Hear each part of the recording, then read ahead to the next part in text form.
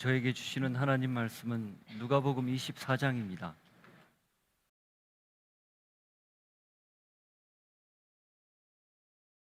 누가복음 24장 32절부터 53절까지 같이 읽겠습니다. 그들이 서로 말하되 길에서 우리에게 말씀하시고 우리에게 성경을 풀어주실 때에 우리 속에서 마음이 뜨겁지 아니하더냐 하고 곧 그때로 일어나 예루살렘에 돌아가 보니 11 제자 및 그들과 함께한 자들이 모여 있어 말하기를 주께서 과연 살아나시고 시몬에게 보이셨다 하는지라. 두 사람도 길에서 된 일과 예수께서 떡을 떼심으로 자기들에게 알려지신 것을 말하더라. 이 말을 할 때에 예수께서 친히 그들 가운데 서서 이르시되 너희에게 평강이 있을지어다 하시니 그들이 놀라고 무서워하여 그 보는 것을 영으로 생각하는지라. 예수께서 이르시되 어찌하여 두려워하며 어찌하여 마음에 의심이 일어나느냐. 내 손과 발을 보고 나인 줄 알라. 또 나를 만져보라. 영은 살과 뼈가 없으되 너희 보는 바와 같이 나는 있느니라. 이 말씀을 하시고 손과 발을 보이시나 그들이 너무 기쁨으로 아직도 믿지 못하고 놀랍게 여길 때에 이르시되 여기 무슨 먹을 것이 있느냐 하시니 이에 구운 생선 한 토막을 드리니 받으사 그 앞에서 잡수시더라. 또 이르시되 내가 너희와 함께 있을 때에 너희에게 말한 바 곧 모세의 율법과 선지자의 글과 시편에 나를 가리켜 기록된 모든 것이 이루어져야 하리라 한 말이 이것이라 하시고 이에 그들의 마음을 열어 성경을 깨닫게 하시고 또 이르시되 이같이 그리스도가 고난을 받고 제3일에 죽은 자 가운데서 살아날 것과 또 그의 이름으로 죄사함을 받게 하는 회개가 예루살렘에서 시작하여 모든 족속에게 전파될 것이 기록되었으니 너희는 이 모든 일의 증인이라. 볼지어다 내가 내 아버지께서 약속하신 것을 너희에게 보내리니 너희는 위로부터 능력으로 입혀질 때까지 이 성에 머물라 하시니라. 예수께서 그들을 데리고 베다니 앞까지 나가사 손을 들어 그들에게 축복하시더니 축복하실 때에 그들을 떠나 하늘로 올려지시니 그들이 그에게 경배하고 큰 기쁨으로 예루살렘에 돌아가 늘 성전에서 하나님을 찬송하니라. 죽음을 이기시고 3일 만에 약속대로 부활하신 예수님, 주님을 찬양합니다. 그리고 부활하신 예수님께서 제자들에게 차례로 나타나셔서 나를 증거하라 말씀해 주신 걸 오늘 저희가 듣습니다. 이 말씀이 곧 지금 우리에게 주시는 부활의 메시지고 부활의 의미임을 깨닫고 우리 또한 같은 마음을 갖는 결단하는 귀한 시간이 되게 하옵소서. 예수 이름으로 기도하옵나이다. 아멘. 부활을 빼고 우리가 믿는 신앙을 이야기할 수 없습니다. 기독교를 부활을 이렇게 뺀 다음에 이야기한다? 불가능합니다. 부활의 전제가 뭡니까? 십자가입니다. 부활, 한자로 쓰여져서 조금 더 풀었으면 다시 살았다 아닙니까? 살았다는 것은 죽었다는 거죠. 그냥 죽은 척만 한 게 아니고 완전히 죽은 거죠. 사복음서 전체가 예수님의 완전한 죽음을 다 증언합니다. 당시에 죽었다가 다시 살아나는 일이 도무지 믿을 수가 없으니 다양한 이야기들이 있었거든요.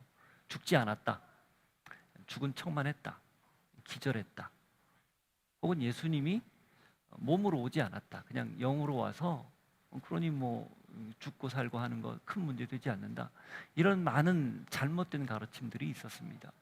그걸 아주 정확하게 반박하고 또 실제로 부활이 사실이기 때문에 복음서 4군데에서 예외 없이 예수님의 죽음을 아주 명확히 증언을 합니다. 가장 분명한 건 옆구리를 창으로 찔렀을 때 물과 피가 쏟아졌다는 사실이었죠. 그리고 아리마대 요셉이 시체를 받아서 무덤에, 빈 무덤에 장사한, 아무도 쓰지 않은 새 무덤에 장사한 일입니다. 그리고 여러분이 패션 오브 크라이스트에서 마지막 그 첫 장면, 그 마지막 장면을 보면은 나오는 내용이 있는데 그 예수님을 둘러쌌던 세마포가 그 영화 굉장히 잘 표현한 거예요.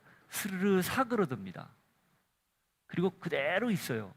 몸이 영으로 부활하지 않으면 불가능한 걸 표현하는 거예요. 그걸 풀고 나온 것도 아니고 부활했기 때문에 신령한 몸으로 빠져나가서 그 모양 그대로 남겨져 있죠. 아주 굉장히 고증을 잘한 거예요. 의도적으로 그렇게 영화를 그렇게 만든 거죠. 정확하게 부활을 증언하는 여러 가지 내용들입니다. 죽음을 명확하게 이야기하는 내용들이죠. 그래서 예수님은 예수님의 십자가의 죽음은 왔던 사람들, 그리고 그 자리에 있었던 사람들, 그리고 앞으로 올 사람들 모두죠. 모든 인류를 위한 단 한 번의 완전한 영원한 제사입니다. 구약 시대 때 어린 양을 잡아서 죄를 사하는 의식을 계속 해마다, 그리고 그것이 생각날 때마다 했죠. 그래 예수님의 이 유월절 어린 양으로서의 죽음은 모두를 위한 단 한 번의 완전한 제사였기 때문에 더는 필요가 없는 거죠. 다만 믿느냐 믿지 않느냐 이것만 놓여 있을 뿐입니다. 믿으면 그 예수님의 십자가의 역사가 내 것이 되어서 나에게 구원이 주어지는 것이고, 믿지 않으면 그 구원과 상관없는 삶을 살게 되는 거죠. 따라서 이 죽음과 부활을 믿는다는 것, 이것이야말로 기독교 신앙, 우리가 믿고 있는 신앙의 가장 중요한 기초 중의 기초입니다. 이게 흔들린다, 나는 십자가는 믿을 것 같은데 믿겠는데 부활은 못 믿겠다, 신앙 아닙니다. 따라서 이 부활을 믿는 게 흔들리면 우리의 신앙 근본부터 흔들리는 것이고, 어쩌면 우리는 정말 하나님을 제대로 믿는 게 아니라 그냥 단지 주일이 되면 혹은 어떤 특별한 날에 교회에 다니는 그리스도인이라고 불리는 사람들일 뿐입니다. 우리가 익숙한 말로 많이 들었죠, 종교인. 따라서 이 부활주일에 이 부활에 관해서 우리가 다시 생각하는 이유는 우리의 신앙을 다잡기 위해서고, 다시 다지기 위해서고, 견고하게 하기 위해서입니다. 동시에 이렇게 우리가 믿고 있는 이 부활, 분명한 증거가 있는 부활, 그리고 우리가 부활을 살아내는 삶을 통해서 그 부활을 증거하기 위해서 우리에게 해마다 이 부활절이 주어집니다. 그리고 부활절의 작은 부활절인 매주일이 주어지는 이유가 거기에 있는 거죠. 제자들의 제자들, 그리고 그 제자들의 제자들, 많은 사람들을 통해서 지금까지 우리에게 이 부활 메시지가 전해졌어요. 그리고 역사를 보면 이걸 전하기 위해서 자신의 생을 다 바쳤던 기록들이 수없이 많습니다. 오늘날 우리에게도, 또 우리 같은 시대에 사는 우리에게도 그런 모습들이 여전히 있죠. 누군가 전했기에 우리가 그 소식을 전해받은 것이죠. 누군가 알려줬기에 우리도 알고 있는 거고, 그 얘기는 즉 우리 역시 누군가에게 전할 수 있는 것, 이게 바로 전해야 되는 것, 이게 바로 부활이라는 겁니다. 어쩌면 기독교가 존재하는 목적 아니겠습니까? 왜 지금까지 교회가 전 세계에 여전히 세워지고 있고 앞으로도 세워질 것인가? 단 하나의 이유 때문에 그렇습니다.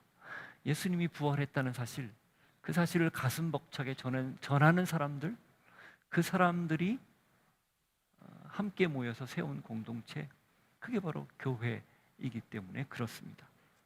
우리가 오늘 여기에서 예배를 드리는 목적도 결국은 그 부활을 전하는 것, 그 부활을 나누는 것, 이것이 제일 중요한 목적이다라는 거죠. 부활한 주님이 제자들에게 나타났습니다. 그리고 그들의 의심을 확신으로 바꿨죠. 그리고 이 사실을 전하라 부탁을 했어요. 이 부탁은 오늘 우리에게도 동일하게 유효합니다. 아니, 당연히 우리에게도 고스란히 들려져야 되고 또 해야 되는 주님의 가장 중요한 명령입니다. 이걸 풀어 쓴 것이 마태복음 28장에 나오는 아버지와 아들과 성령의 이름으로 세례를 주고 내가 너희에게 분부한 모든 것을 가르쳐 지키게 하라. 세상 끝날까지 내가 너희와 항상 함께 있겠다 입니다. 예루살렘과 유대와 사마리아와 땅끝까지 이르러 나의 증인이 되라. 어떤 증인? 부활의 증인. 따라서 오늘 말씀을 통해서 우리가 부활절 이 자리에서 예배하면서 반드시 들어야 될 것은 너희는 이 일의 증인이다 라는 우리의 정체성, 사명감입니다. 그걸 다시 재확인하고 어떻게 이 부활을 증언할 것인가, 나눌 것인가 같이 말씀을 통해서 고민해 보기를 바랍니다. 부활한 예수님이 여러 사람에게 나타났죠. 막달라 마리아, 베드로와 요한, 그리고 엠마오로 가는 두 제자, 그리고 나머지 제자들에게 나타났습니다. 성경이 이걸 계속적으로 기록해요.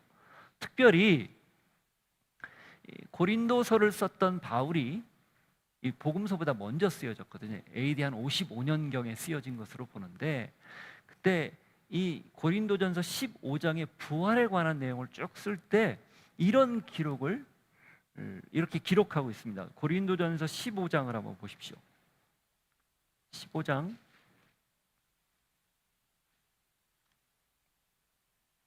3절부터 8절까지 이렇게 기록합니다. 같이 읽습니다. 내가 받은 것을 먼저 너희에게 전하였노니 이는 성경대로 그리스도께서 우리 죄를 위하여 죽으시고 장사 지낸 바 되셨다가 성경대로 사흘 만에 다시 살아나사 게바에게 보이시고 후에 12 제자에게와 그 후에 500의 형제에게 일시에 보이셨나니 그 중에 지금까지 대다수는 살아있고 어떤 사람은 잠들었으며 그 후에 야고보에게 보이셨으며 그 후에 모든 사도에게와 맨 나중에 만삭되지 못하여 난 자 같은 나에게도 보이셨느니라. 이게 AD 55년경인데 복음서는 AD 한 70년대 쓰여진 걸로 보거든요. 이때 그러니까 그보다 훨씬 이전부터 벌써 이 교회 안에 논란들이 있었습니다. 처음 말씀드렸던 예수님 부활이 믿어지지 않는다. 그거 혹시 가짜일 가능성도 있다. 근데 그런 거에 대해서 고린도 교회 안에도 상당한 많은 이야기들이 있었던 것으로 보여요. 그러니까 바울이 그걸 명확하게 지적을 하면서 증명을 하는데, 게바, 베드로죠. 제일 먼저 게바에게 나타났고 그 다음에 12 제자에게, 그리고 500의 형제에게, 그리고 많은 성도들에게 나타났으며 그 다음 뒤에 나오는 야고보가 있죠. 이 야고보는 예수님의 동생 야고보입니다.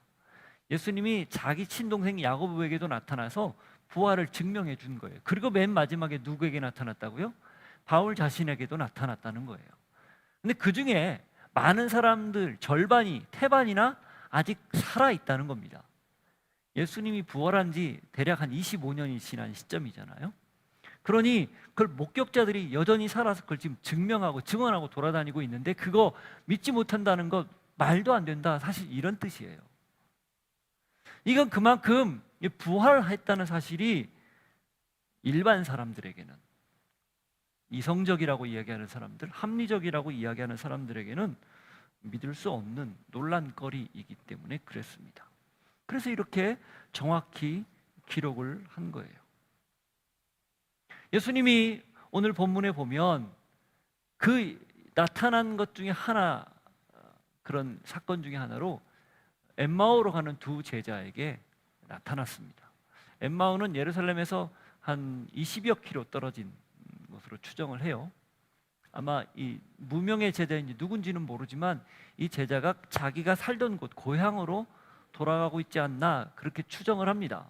근데 거기로 가는데 예수님이 나타나서 그들과 동행하다가 결국 예수님이 살았다는 사실을 이야기는 했지만 믿지 못하는 그들에게 구약 성경을 다 풀어서 알려주면서 예수님이 부활했다는 사실을 가르쳐 줬었죠. 그리고 떡을 뗄 때 그들이 예수님인 줄 알아봤는데 그 순간 예수님이 사라지고 난 직후입니다. 그때 어떤 일이 벌어졌는가? 그들이 이렇게 고백을 해요. 32절 한번 보십시오. 그들이 서로 말하되 길에서 우리에게 말씀하시고 우리에게 성경을 풀어주실 때에 우리 속에서 마음이 뜨겁지 아니하더냐 하고, 말씀을 들을 때 그들 마음속에 뜨거운 그런 감동들이 일어난 거예요. 이미 그랬는데 아직 이분이 누군지도 모르고 그냥 지나가던 동행하던 같이 가던 사람 중에 하나라고 여겼는데 좀 이상하게는 여겼죠. 그래서 같이 더 있자라고 이야기했고 저녁을 먹다가 떡을 떼는 순간 예수님인 걸 알아보지 않았습니까? 그 이야기를 회상하는 거예요. 그렇게 우리에게 말씀을 들려줄 때, 구약의 당신에 관한 이야기를 할 때 우리의 마음이 뜨겁지 않았느냐, 이 이야기를 하는 거죠. 여기서 첫 번째 우리가 부활절에 기억해야 될 것은, 예수님이 특별히 엠마오로 가는 제자에게, 그리고 이 이후에 나머지 제자들에게 나타나서 구약에 예언된 당신에 관한 말씀을 설명하고 풀어주고 이해시켰다는 사실이에요. 그리고 그걸 어떻게 반응했는가? 마음이 뜨거워졌다라는 그런 감동으로 반응했다는 이야기입니다. 이게 말씀을 들을 때의 자연스러운 반응이라는 거예요. 말씀은 우리의 마음을 뜨겁게 달구죠. 말씀을 듣는데 여전히 그냥 밋밋하고 그게 그것 같고 때론 졸리기도 하고, 이 부활절 아침에 우리가 정말 하나님 앞에 결심해야 될 것 중에 하나가 우리가 말씀을 들을 때의 태도 아니겠습니까? 여러분, 우리는 말씀의 홍수 속에 살아요. 유튜브만 켜도, 미디어만 켜면 언제든지 주옥 같은 말씀들이 들려옵니다. 근데 그걸 듣고 귀만 즐겁게 하는지, 우리의 마음이 뜨거워지는지, 그 뜨거워진 마음으로 열정을 다시 불사르는지, 그건 다른 거예요. 어쩌면 우리는 우리의 귀를 즐겁게 하고 우리의 어떤 지적인 호기심을 채워주는 그런 말씀들에 더 현혹될지 몰라요. 아니, 더 좋아할지 모릅니다.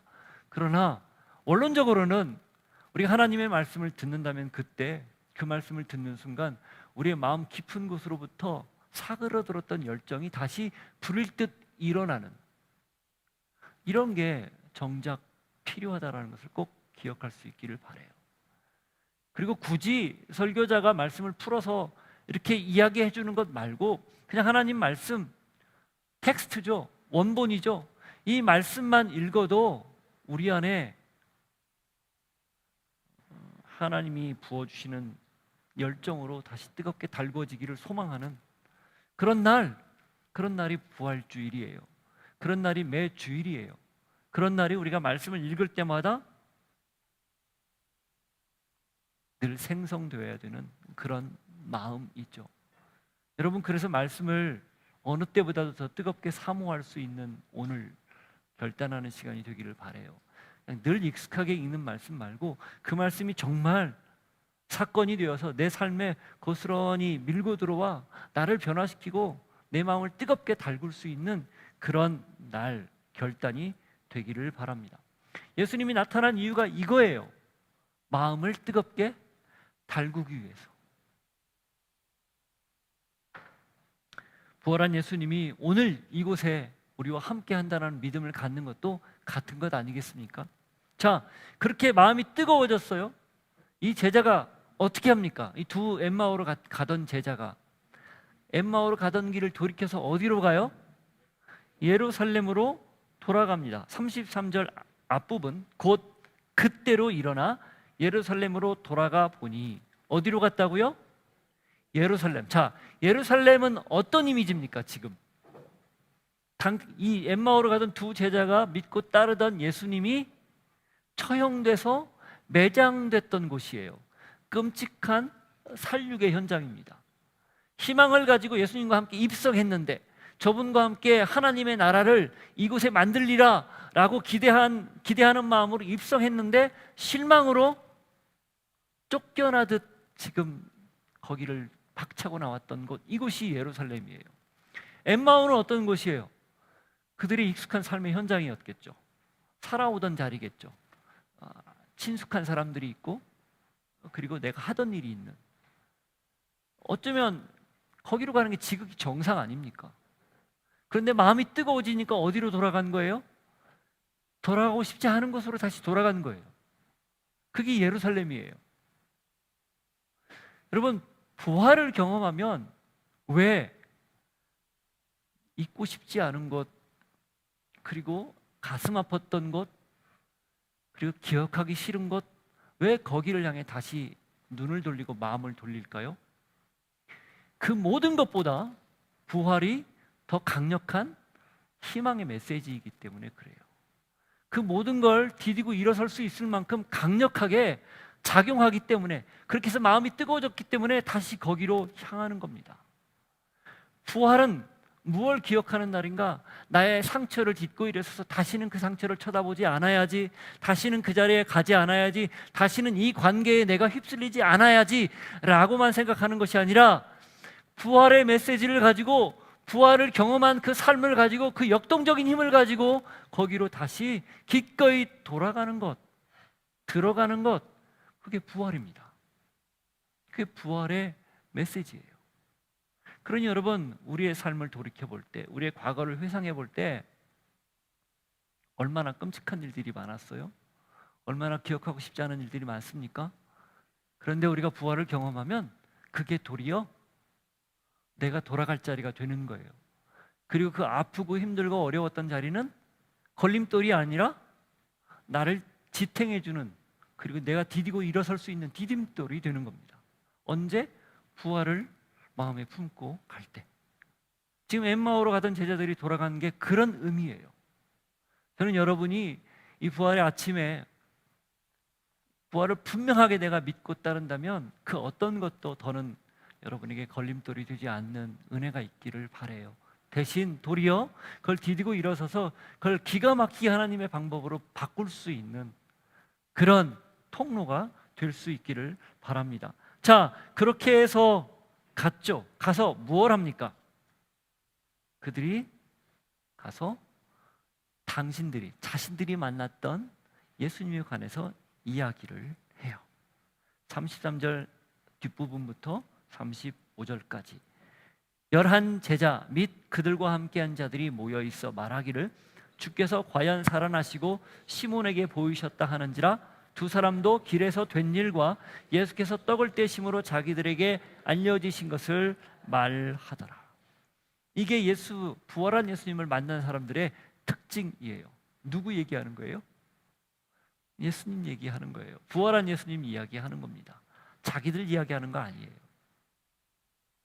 갔더니 거기 11 제자가 모여 있는데 시몬이 봤다더라, 이렇게 하는 걸 들었어요. 그러니 우리도 고향으로 가던 엠마오로 가던 길에 예수님을 만났다, 떡을 떼는 일까지 있었다, 이 이야기를 하는 거죠.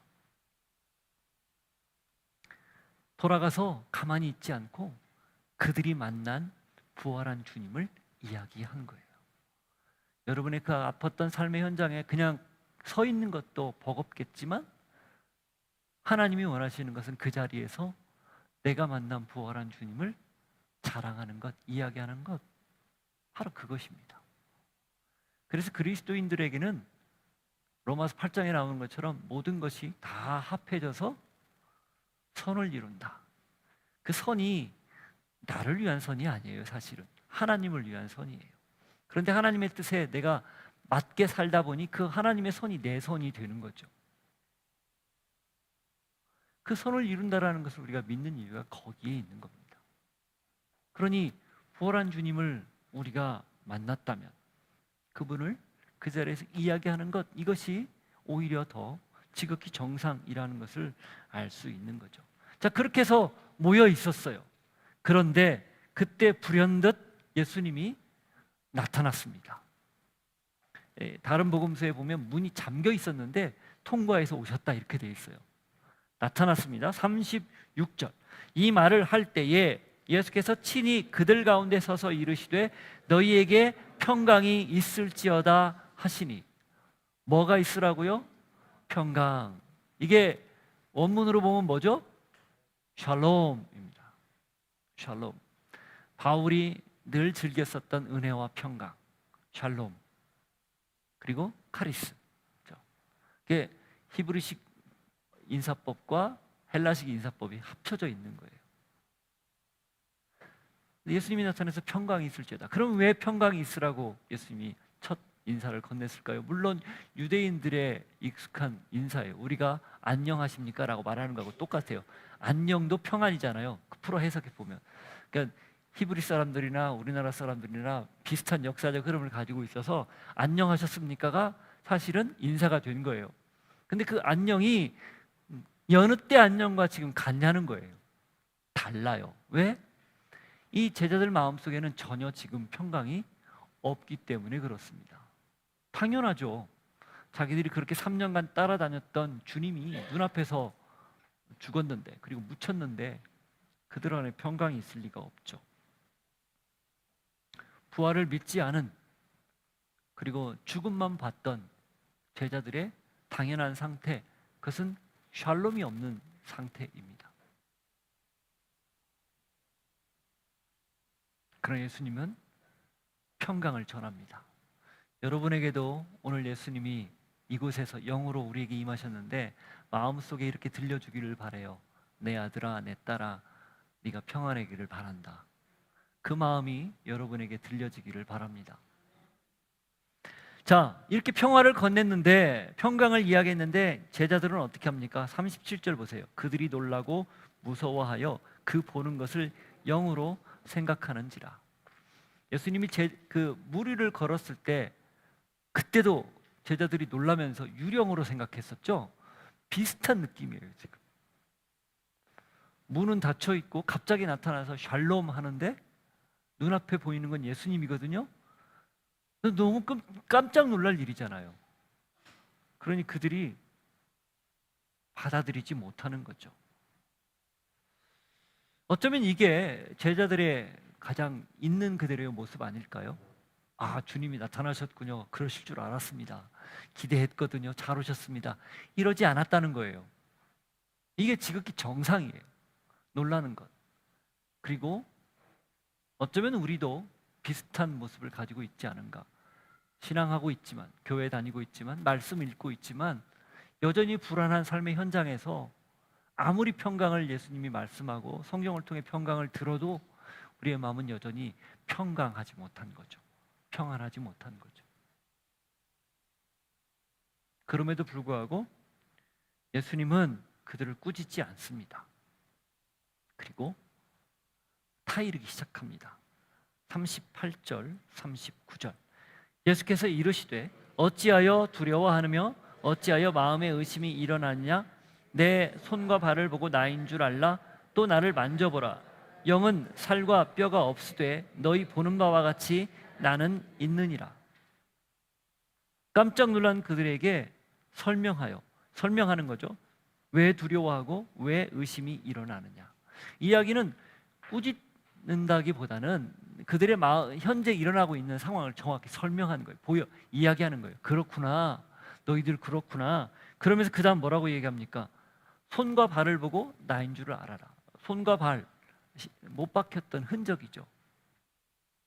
그래서 나중에 요한복음에 보면 도마에게 옆구리 이렇게 만져보라고 이런 이야기까지 하잖아요.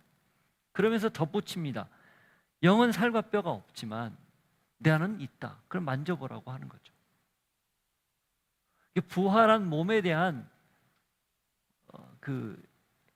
부활한 몸이 어떤 모습일까에 대한 힌트예요. 영으로만 부활하는 게 아니고 몸으로 부활한다라는 것을 명확히 이야기하는 거죠.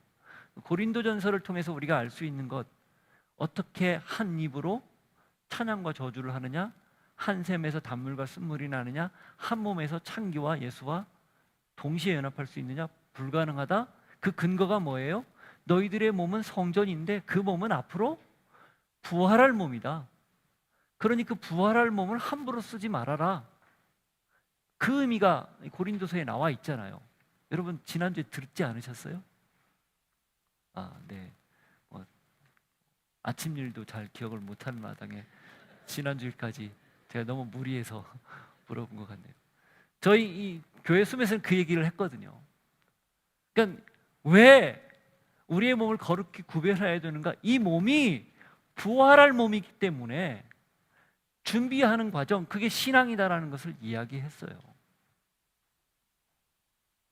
그 부활하는 몸은 그 영만이 아니다는 거죠. 실제로 육체가 있다라는 것을. 그런데 우리가 생각하는 육체하고는 좀 다른 모습인 거죠. 공간도 막 통과하고 시간도 구애받지 않고. 그래서 3차원의 세계가 아니고 4차원, 5차원, 고차원의 세계에서 산다라고 과학적으로 생각하면 될 것 같아요. 머리로는 이해가 안 되죠. 하나님인데 불가능이 있습니까? 다 가능하시죠. 그래서 그걸 보여준 거예요. 이게 뭐예요? 내가 살아났다라는 것을 강조하는 거죠. 그뿐입니까? 그렇게 하지 않아요? 더 구체적으로 이렇게 얘기합니다. 자, 40절부터 보십시오. 이 말씀을 하시고 손과 발을 보이시나 그들이 너무 기쁨으로 아직 믿지 못하고 놀랍게 여길 때에 이르시되, 자, 여기까지요. 보여줬더니 너무 기뻐서 믿지 못하고 놀랍게만 여겨요. 이거 이해되세요? 제자들 이거 뭐라고 할 문제가 아니라 사실 우리도 이렇거든. 너무 초현실적인 것을 보거나 너무 기가 막힌 상황에 접하면 너무 좋은데, 그래 눈물도 나고 너무 하염없이 기쁜데 믿지 못하고 자꾸 이게 꿈이야 생시야? 내가 지금 꿈꾸는 거 아니지? 그렇게 말하는 경우 있잖아요. 없나요? 있잖아요. 지금 그런 상황이에요. 제자들이 불신이 가득 차서 우린 정말 믿지 않겠습니다, 이게 아니라 너무 놀라워서 지금 믿지 못하고 있는 거예요. 그러니 예수님이 어떻게 합니까? 이어서 다음 보십시오. 41절 뒷부분, 이르시되 여기 무슨 먹을 것이 있느냐 하시니 이에 구운 생선 한 토막을 드리니 받으사 그 앞에서 잡수시더라. 드시는 내용이 부활한 사건 이후에 자주 나와요. 자, 엠마오로 가던 두 제자와도 함께 떡을 뗐었죠. 그리고 디베라 바닷가에서 예수님이 7명 제자들에게 나타났을 때 물고기 잡은 거하고 떡을 구워서 같이 식사를 했어요. 그리고 지금 여기에서도 먹을 것 좀 다오 해서 드셨단 말이죠. 이게 무슨 뜻일까요? 배고파서예요. 배가 왜 고파요? 몸을 가지고 있으니까 배가 고픈 거예요. 몸으로 부활했기 때문에 배도 고프고 식욕도 있는 거예요. 그래서 이걸 달라고 한 거죠.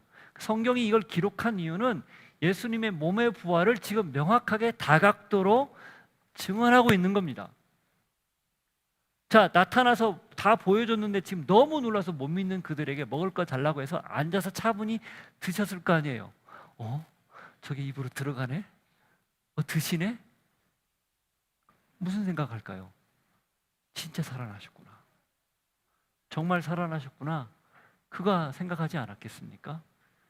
자, 이 모든 일련의 과정을 통해서 나타나서 평강이 있을지어다, 그리고 보여주고 영은 없지만 몸은 있다, 만져봐라, 그래 그럼 먹을 것 다오 하고 이 먹는 과정을 쭉 지켜보면 무슨 생각이 나요?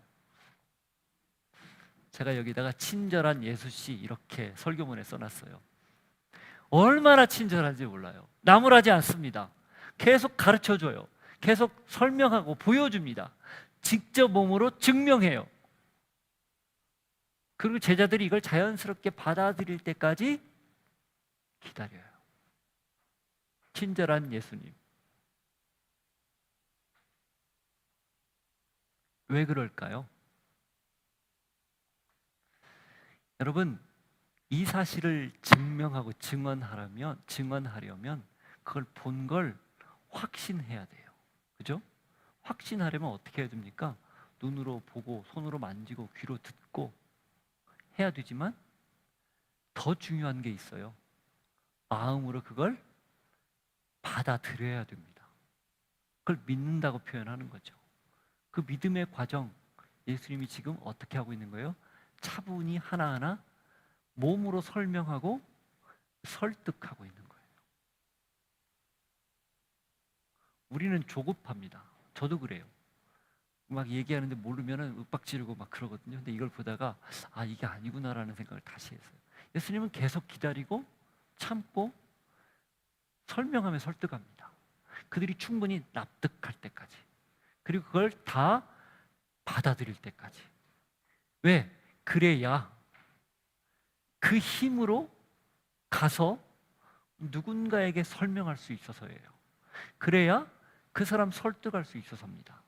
내가 겪어보지 않았는데, 내게 확신이 없는데, 내가 그냥 지식적으로만 알고 그냥 어떤 정보만 알고 있는데 그걸 어떻게 가서 이야기해요? 어떻게 말을 해요?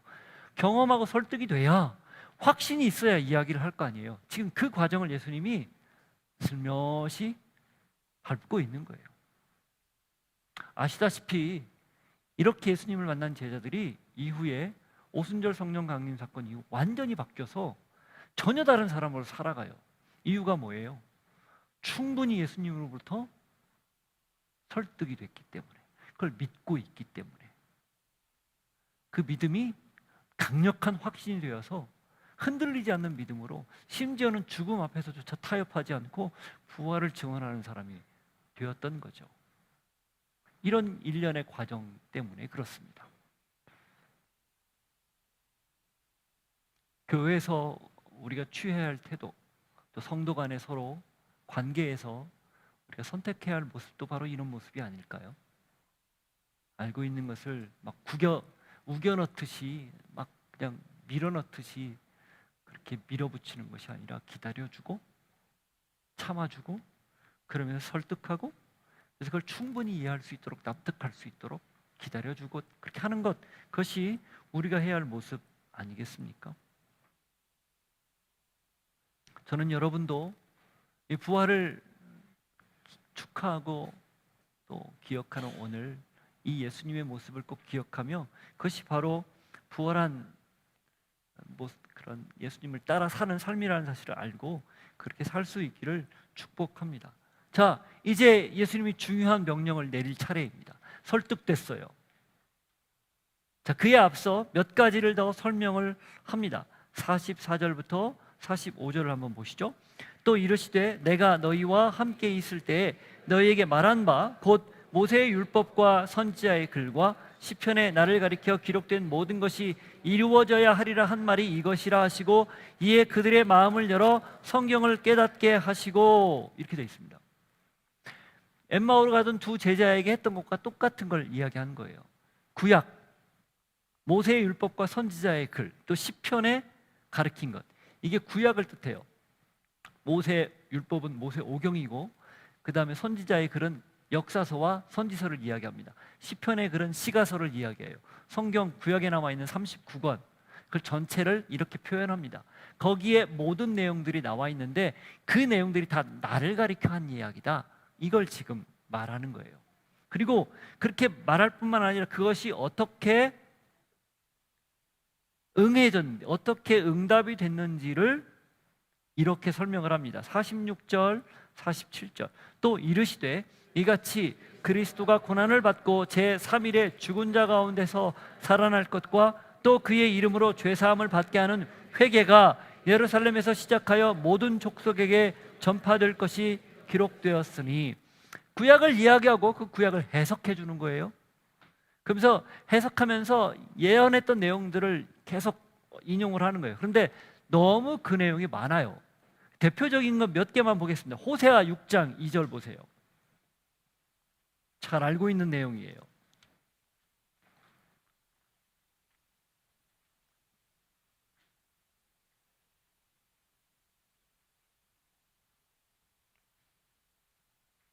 (1절) (2절을) 보시죠. 호세아 6장 1절 2절.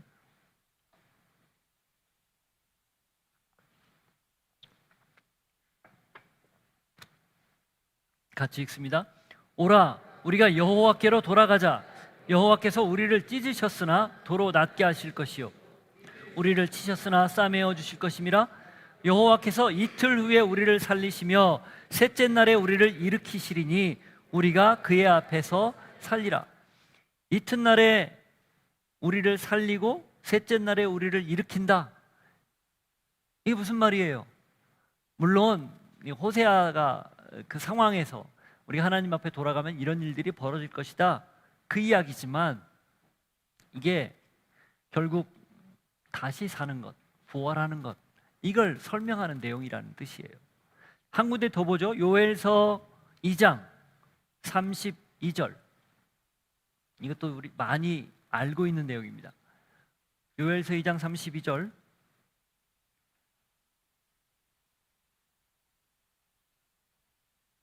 같이 읽습니다. 누구든지 여호와의 이름을 부르는 자는 구원을 얻으리니 이는 나 여호와의 말대로 시온산과 예루살렘에서 피할 자가 있을 것이며 남은 자 중에 나 여호와의 부름을 받을 자가 있을 것임이니라. 누구든지, 아무도 예외 없이 하나님의 이름을 부르면, 주의 이름을 부르면 구원을 받는다. 예수 이름을 부르면 구원을 받는다. 그 예언이죠. 이 말씀 그대로 사도행전이 이루어지지 않았습니까? 사도행전 2장의 성령 강림 사건, 그리고 그 이후에 5,000명 회개하는 사건, 이 모든 일들이 결국 다 성사가 되었죠. 성취가 되었죠. 예수님이 바로 이 모든 일들을 위해서 구약에 예언한 대로 오셨고, 그게 바로 십자가와 부활이다라는 걸 말하고 있는 거예요.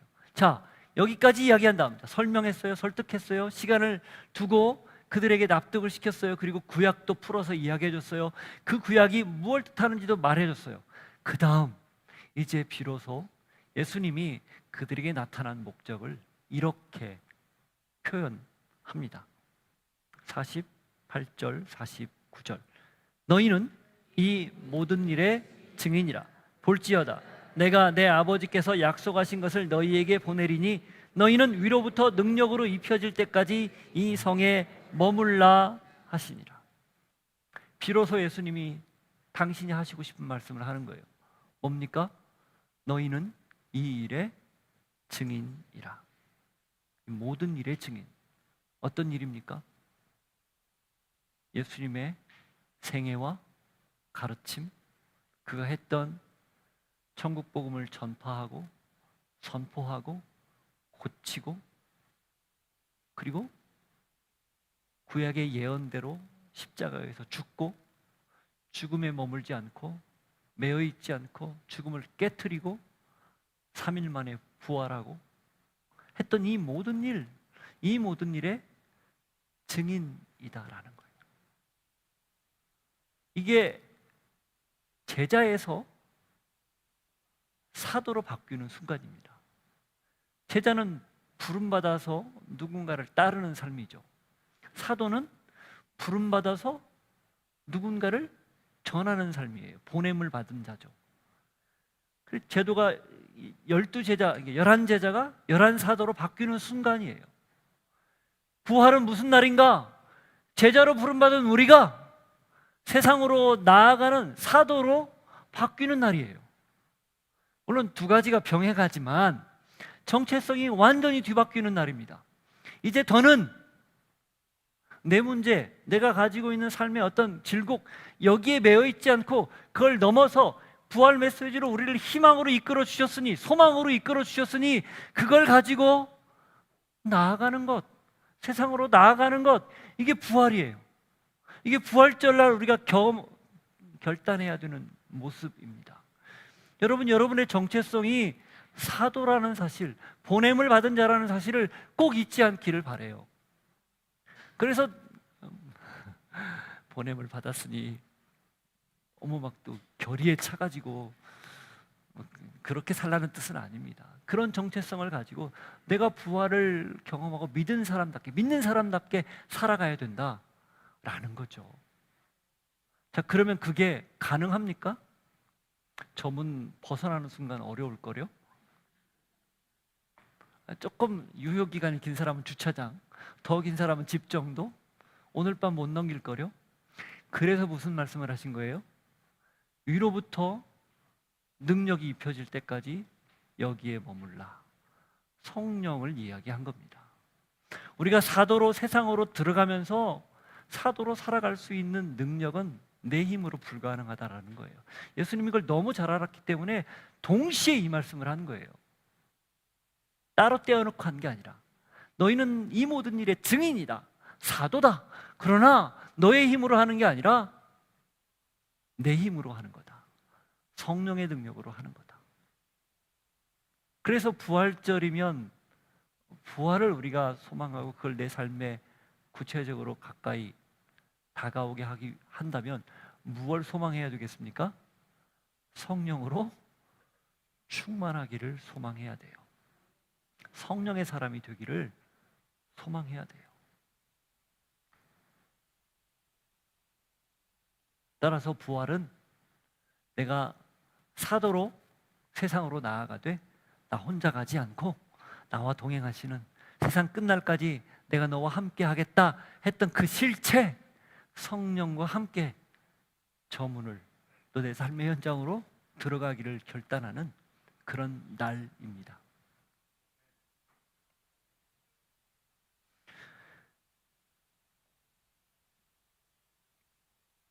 (50절부터) 읽습니다.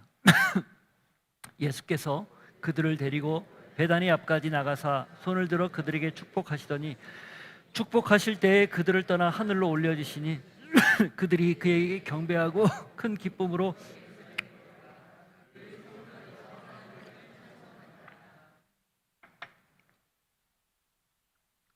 그런 생각을 해봤어요. 부활한 예수님이 그냥 그 자리에 계셨으면 얼마나 좋았을까. 그러면 굉장히 설득력 있잖아요. 더 옆에 딱 뒤에 뒷배로 계시면 얼마나 든든합니까? 근데 보란 듯이 예수님이 올라가 버려요. 원래 계시던 곳으로 간 거죠. 올라가서 원래 이제 존귀한 모습을 되찾은 거예요. 그래서 그걸 신학 용어로 승귀라고 합니다. 올라가서 다시 높아졌다. 그 표현을 써요. 돌아갔다. 돌아갔다는 말 죽은 말 같은. 그러니까 하늘나라로 다시 승천했다. 그 표현을 쓰는 거죠. 왜 승천했느냐는 거예요. 안 했으면 더 좋았을 걸. 여러분, 그게 은혜입니다. 그래서 성령이 우리에게 오는 거죠. 성령을 약속한 이유도 거기에 있고요. 무슨 뜻입니까? 예수님이 만일에 부활한 몸으로 그 자리에 계셨으면 어쩌면 제한적일 거예요. 물론 시공에 초월을 해서 나타날 수 있겠지만, 그리고 믿음이라는 게 말씀을 하나님이 보이지 않고 실체가 우리의 눈에 안 보이지만 이 말씀을 통해서 믿는 믿음이 더 강력한 믿음이겠습니까? 아니면 내가 눈에 보고 직접 만지고 그래서 그것이 내 눈앞에 있기 때문에 믿는 게 더 강력한 믿음이겠습니까? 여러분, 어떤 게 더 좋은 건강한 믿음 같아요? 전자예요, 후자예요? 헷갈리죠? 전자입니다. 도마에게 정확히 얘기했잖아요. 보지 않고 믿는 게 더 복되다. 왜 그래요? 그게 진정한 믿음이기 때문이에요. 우리의 믿음의 수준은 사실은 12제자의 그 수준보다 훨씬 높은 거죠. 그런 의미로 보면 대단한 것 아니에요? 2000년 전에 저 팔레스틴 지역에 있는 한 청년, 십자가에서 죽었다고 부활했다고 기록되어 있는 그 청년을 우리의 구주로 우리가 믿고 있어요. 그분을 믿으면 우리가 구원받는다라고 확신하고 있단 말이죠. 이거야말로 놀라운 거 아닙니까? 이게 기적 아니에요? 여러분, 이렇게 믿고 내가 이걸 확신에 차서 그걸 나누는 것, 엄밀히 따지면 이게 부활을 사는 삶이라는 겁니다. 그렇기 때문에 더는 내 가치나 내 소망, 내 중심으로 살지 않고 하나님이 기뻐하고 원하는 대로 사는 것, 이게 바로 온전한 진정한 믿음이라는 거예요. 자, 너희는 이 일의 증인이다 라고 말씀을 드렸는데, 그럼 어떻게 예수님을 증언할 것인가? 내 이 믿음을 가지고 증언하는 거예요. 무슨 말씀인지 아시겠습니까?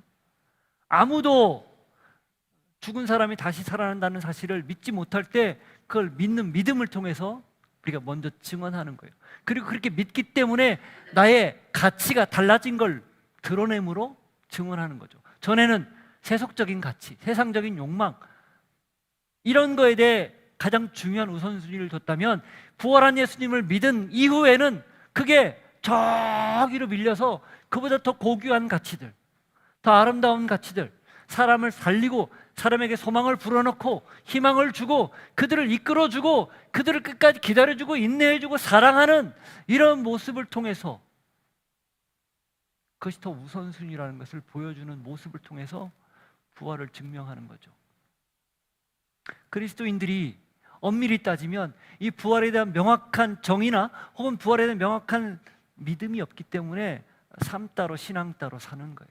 부활을 완전히 온전히 믿으면 그게 하나가 되어서 결코 이중적으로 살지 않습니다.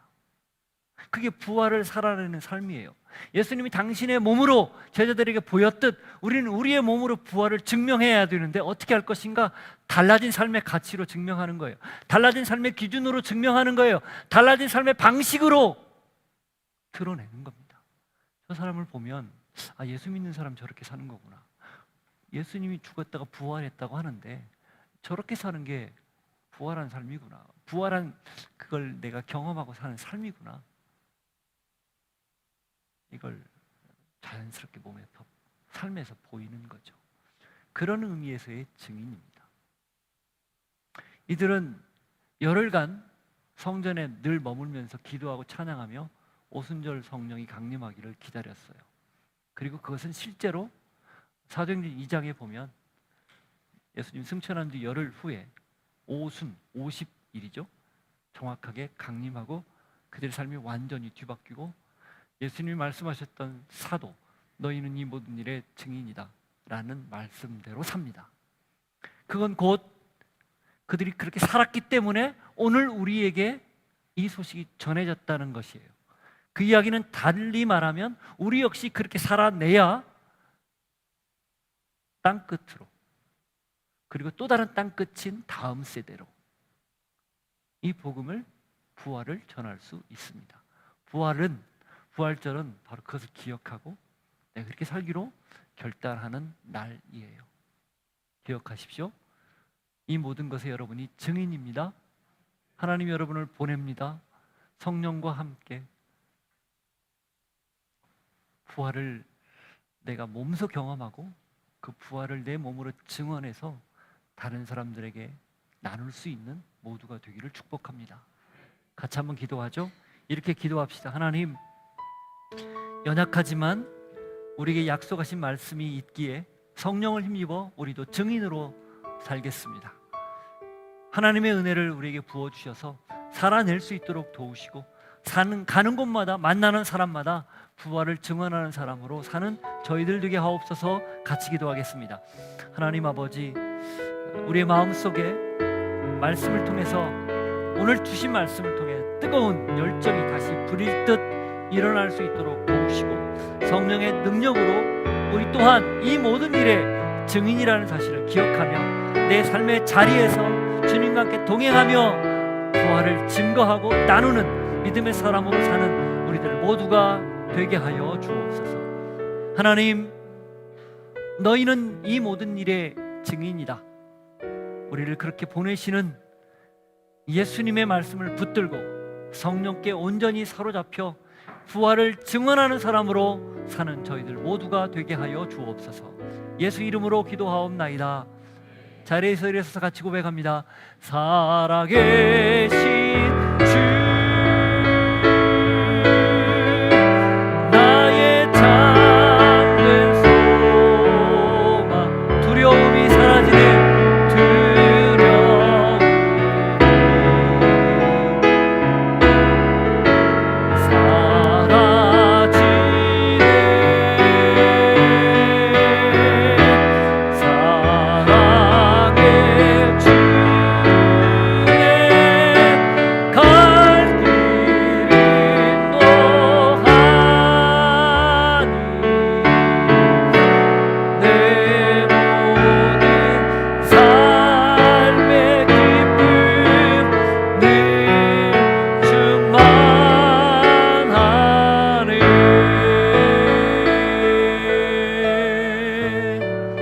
그렇습니다. 하나님, 주님이 생생하게 살아계시기에 모든 걱정과 두려움이 우리에게서 사라짐을 물러감을 믿습니다. 그 증거로 성령이 우리와 함께 하시기에 우리는 담대히 삶의 자리로 부활한 주님을 부여안고 그 삶을 가지고 들어갑니다. 하나님, 우리가 내딛는 발걸음 하나하나에 손대는 그곳 한 군데 한 군데, 우리의 시선이 머무는 곳, 우리에게 들리는 그 수많은 삶의 현장에서 당당히 부활을 살아낼 수 있는, 증인으로 살아갈 수 있는 모두가 되게 하여 주옵소서. 하나님께서 주신 은혜를 기억하며 우리의 물질과 재능, 시간, 우리가 가진 것들을 구별하여 드리오니 받으시고 마음껏 하나님 나라의 확정을 위해서 이 일이 증거되는 일에 쓰임받게 하여 주옵소서. 최선을 다해 드린 손길을 기억하시고 하늘의 보화로 넉넉히 채우시며 주님 주시는 자족하는 마음으로 늘 감사하며 살아갈 수 있는 모두가 되게 하여 주옵소서. 지금은 우리 구주 예수 그리스도의 은혜와 하나님 아버지의 사랑과 성령님의 교통하심이 너희는 이 일의 증인이다. 부활을 경험하고 그 부활을 증언하며 살기를 소망하는 주의 백성들 머리 위에, 삶의 자리 위에 이제로부터 영원토록 함께 하시기를 간절히 축원하옵나이다. 아멘.